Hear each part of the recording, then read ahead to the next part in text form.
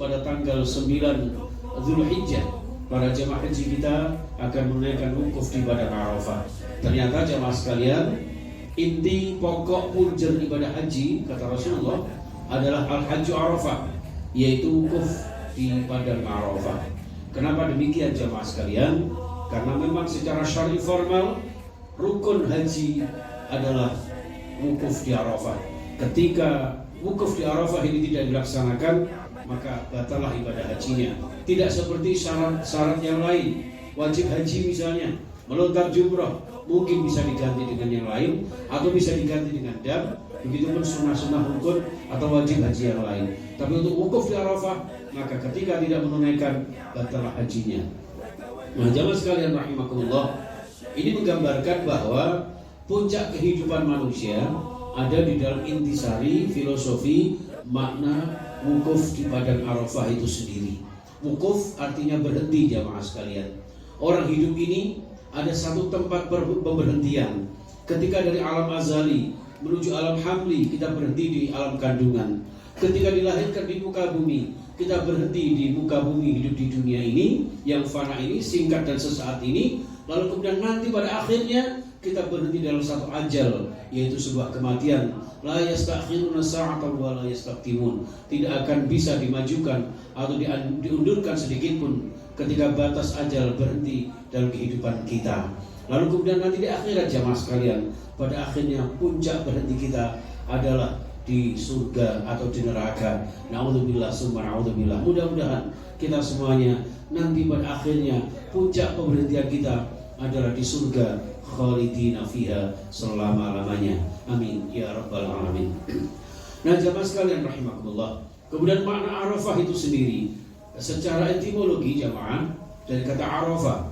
Arafah itu adalah mengetahui, mengenali siapa. Dalam satu makalah disebutkan, man arafa nafsahu faqad arafa rabbah.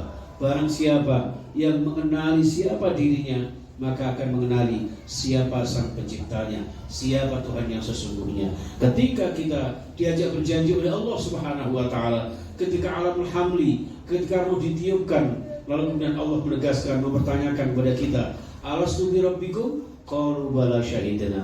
Bukankah aku ini, kata Allah, adalah Tuhanmu? Maka janin menjawab, ya Allah, engkau adalah Tuhan kami. Artinya jamaah sekalian, kita sama-sama mengenal Allah Subhanahu wa taala yang menciptakan kita, yang mengatur kehidupan kita, yang melengkapi sarana prasarana kehidupan kita, yang pada akhirnya konsekuensinya kita diciptakan Allah Subhanahu wa taala, wa ma khalaqtul jinna wal insa illa liya'budun. Artinya, kenalilah diri kita, kenalilah sang pencipta kita, lalu mengenali kewajiban kita, yang pada akhirnya program Allah men-setting kita, menjadikan diri kita agar menjadi orang-orang yang sempurna. Laqad khalaqnal insana fi ahsani taqwim, dengan ibadah-ibadah yang kita lakukan tentunya.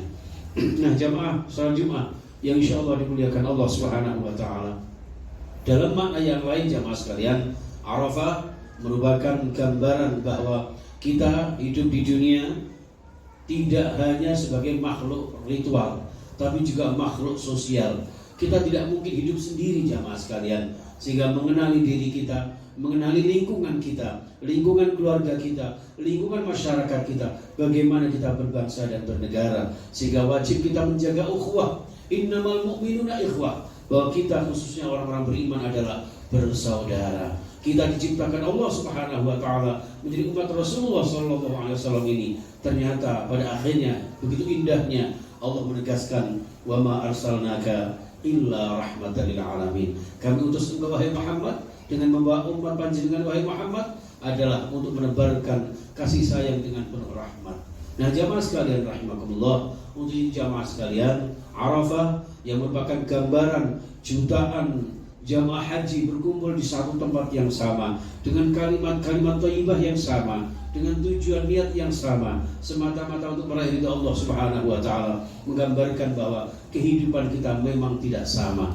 Mungkin di berbagai macam negara, suku, bangsa, bahasa, mereka jadi satu di Padang Arafah, merupakan gambaran miniatur di padang mahsyar yang nanti semua akan berkumpul jadi satu jamaah sekalian. Untuk itu dalam kehidupan dunia ini kita dilatih oleh Allah, kita diprogram oleh Allah, Kita di-training oleh Allah Subhanahu wa taala di dalam surah Al-Hujurat 13. Ya ayuhan nas, inna khalaqnakum min dzakari wa untha wa ja'alnakum syu'uban wa qabaila lita'arafu. Jadi kita diciptakan Allah di muka bumi ini jamaah sekalian untuk berlatih diri kita sebelum nanti dikumpulkan di padang mahsyar yang nanti di hari kiamat entah bagaimana nasib kita. Di dunia kita diciptakan Allah sudah berbeda-beda suku, bangsa, agama, latar belakang, warna kulit dan sebagainya, yang ternyata pada akhirnya bukan untuk bermusuhan, melainkan lita'arafu, untuk saling mengenal, saling kemudian memahami, saling toleransi, yang intinya adalah jangan tetap berpegang inna akramakum indallahi atqakum, untuk dekat dengan Allah Subhanahu wa taala dengan kesempurnaan kita, bahwa di antara sekian manusia yang mulia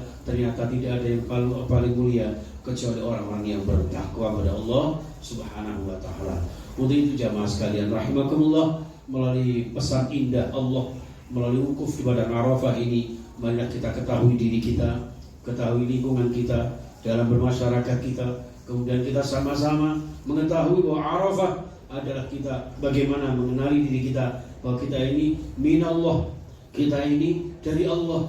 Untuk apa? Lillah, beribadah kepada Allah Subhanahu wa taala. Dicontohkan Nabiullah Ibrahim alaihissalam, wa idh ibtala Ibrahim rabbuhu bikalimatin fa'atammahun, sebagai seorang hamba yang dicontohkan Nabiullah Ibrahim alaihissalam yang sudah dicintai Allah Subhanahu wa taala, tersebut Khalilullah, adalah karena beliau ketika diuji Allah dengan berbagai macam perintah dan larangan, beliau laksanakan, beliau tinggalkan ketika larangan itu dengan sesempurna mungkin. Wa idh ibtala Ibrahim rabbuhu bikalimatin fa'atammahun, ketika Allah mengujinya dengan berbagai macam ujian dan perintah-perintah Allah, beliau laksanakan secara sempurna, bukan sekedar melakukan begitu saja, melainkan bagaimana pelaksanaan ibadahnya benar-benar sesuai dengan apa yang diberikan Allah Subhanahu wa taala yang pada akhirnya mendapat ridhonya.